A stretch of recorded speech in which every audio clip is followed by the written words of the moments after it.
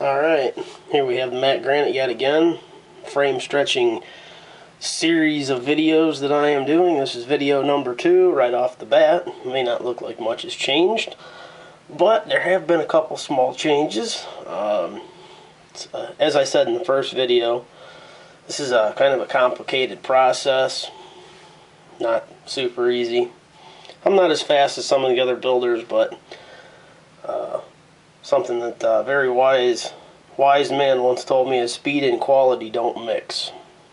I believe that to be very true, at least in my personal experiences with many different things. But on to the model. The main changes since the last video are, number one, that I've actually attached the entire frame now. It is epoxied together, and I have added a couple of cross supports in the frame for extra support. In my opinion, that's the only way to do this kind of a project. You have to give the frame plenty of extra support. So the next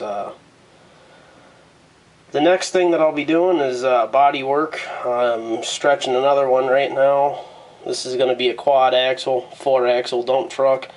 Next one's going to be a quint, 5-axle dump truck, so I probably won't get to the body work until I get that one ready to go as well.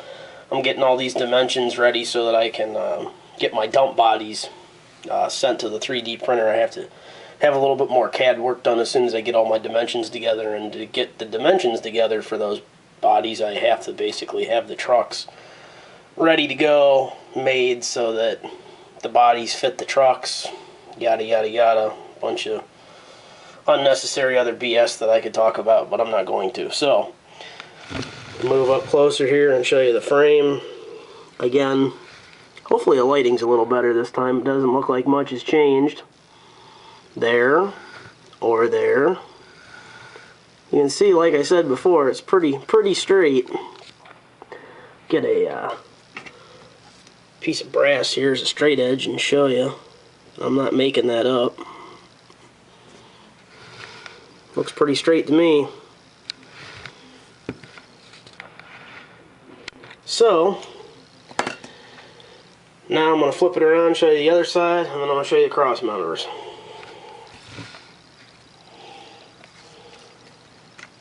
And again, you see this pesky wheel problem. It's going to drive me absolutely insane until I actually get this truck back together where I can put the wheels and axles back together. And just as a note, in the first video I talked about how those wheels like to pop off whenever you heat it up. Whenever you're using a Dremel to cut the frame, the wheels, rims are plastic, so they heat up and they come apart. I covered that in the first video, but I'll say it again. You got to be careful taking them apart. Here I have another one from the other truck that came apart. They came apart on the other truck too, so same problem. Looks like it's going to be a recurrent one. Do not put these wheels, tires, rims, whatever you want to call them, don't put them back together and don't put them back on the frame until your body work and paint work is done if you attempt to do this project on your own.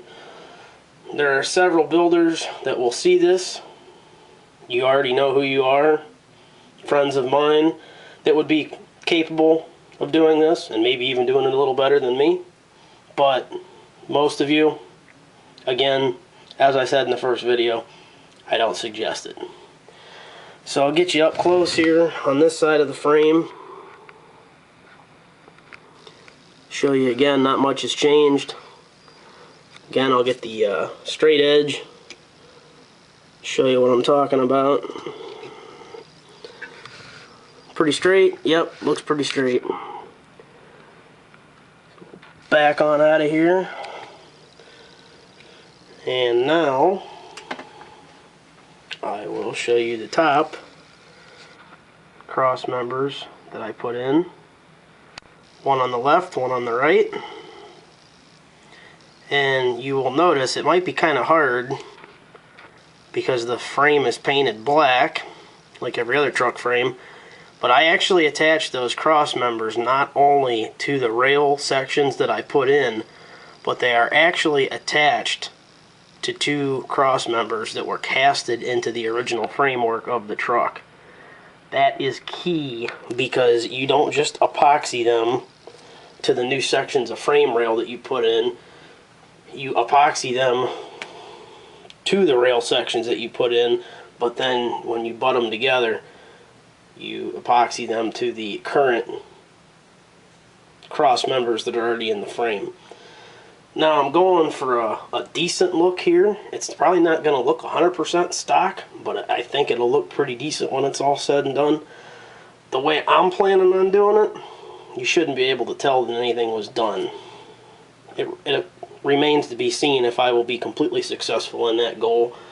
One of the things you might notice if you look close on this video is the band came off that was holding the doors together. I said in the last video that I was going to leave that on. I was going to leave that on, but whenever I took some tape off of the truck, off of the cab, it just kind of pulled it off because it's just little thin, flimsy plastic that they hold it together with. So it did come off. Before I end the video, I'll show you in another video that I made that I'm going to put up soon about the European truck that I got. I got 3 of them for parts. Here I have the multi-stage chrome cylinder that I robbed off of that truck. So, just for the heck of it, I'm going to show you what it kind of looks like on this truck, and that's what it's going to look like whenever I get the dump box on there. I'm going to be using those. For my projects, more than likely what I'm going to do is probably just buy more of those European dump trucks and Frankenstein them. Again, that video isn't up yet. It will be up soon. I will show you real quick though, since I'm doing this.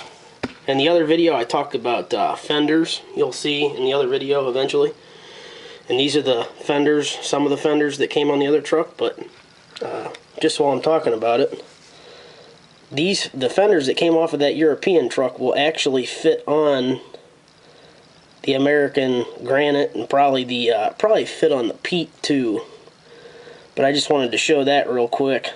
I don't know how good they'll look, and the fender would drop, but the frame has to be notched a little bit for those little brackets there. Have to make a couple little notches in the frame for those little brackets to slide into. So for now, we won't talk any more about that because this is a dump truck video, not some other sort of video, and dump trucks usually don't have fenders on them. So that's it for now. Real quick though, I will show you from this angle again that the frame is straight and square. You can see, I'm not lying. From this angle you can tell it's straight as an arrow. So I figured I'd try to get all the angles here. This video is turning out to be a lot longer than I thought it would. But that's okay. I like showing you guys what I'm doing, what I'm up to. Hopefully both of these videos will be up soon. I had a couple other things on the bench today. This is the first day in quite a while I've had a chance to work on a couple things. I had a demo grapple that I was trying to clean up and get ready for body work. Some filler. Had that on the bench today. I had the Volvo 460 EC460 CLD demolition excavator on the bench. I just got word that the shear is coming soon, so I went ahead and popped the stick off of that, and that was a little bit of a process. Kind of some weird pins, but again, this is the latest update on the Mack Granite frame stretching. As soon as I get going on the next one, which I'm already kind of going, but I haven't gotten super far, I'm just going to incorporate these all into the Mack Granite frame stretching title series of videos, let's call it. So whenever I get going on that one, it's going to be a little bit longer than this one. And so as soon as I get going on that one, I'll make some videos about that one too. But for now, this is where we're at. As soon as I get that one together and get ready, I'll be doing all the body work on both of these at the same time, and then we will show you what that's going to look like. So, thanks for watching. Please subscribe to you on the Mike's Models 2011 YouTube page if you haven't already. Like us on the Mike's Models 2011 Facebook page if you haven't already. Thanks for watching. Have a great day.